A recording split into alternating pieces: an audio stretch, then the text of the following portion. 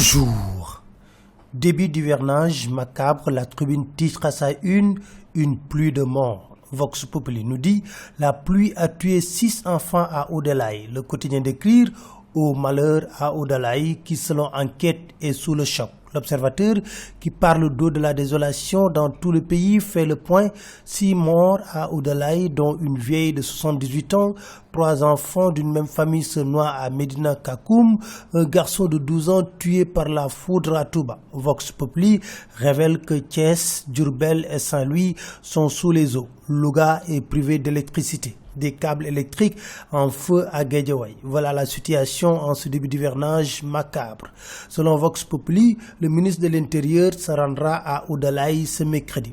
Législative 2017, pour trouver une solution à la pléthore de listes, l'Observateur nous dit la Sénat a convoqué les coalitions ce vendredi. Mais selon nos confrères, le consensus sur l'allègement du système de vote risque d'être compromis car l'opposition s'oppose à toute tentative de violer le code électoral. Pour Lamine Ba du PDS, dans le quotidien, la pléthore de listes est la preuve de l'échec de Macky Sall. Dans Enquête, les acteurs veulent une concertation pour rationaliser le champ politique sénégalais. Pour Idrissa Seck, c'est simple. Dans la Tribune, il déclare « Certains partis doivent être éliminés ».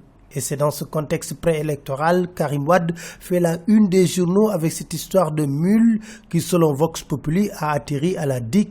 L'Observateur revient dans les détails de l'arrestation de ce présumé proche de Karim.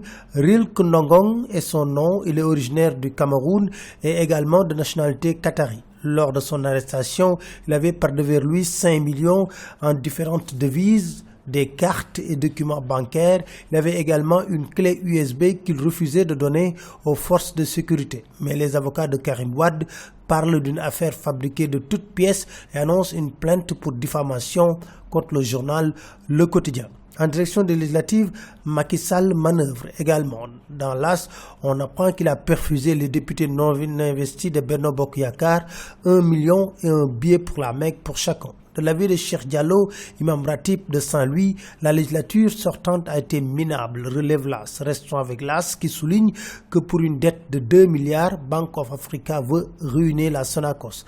Arrivée de 2 appareils de radiothérapie, Enquête nous dit c'est le temps du soulagement. C'était tout, merci, très bonne lecture à tous.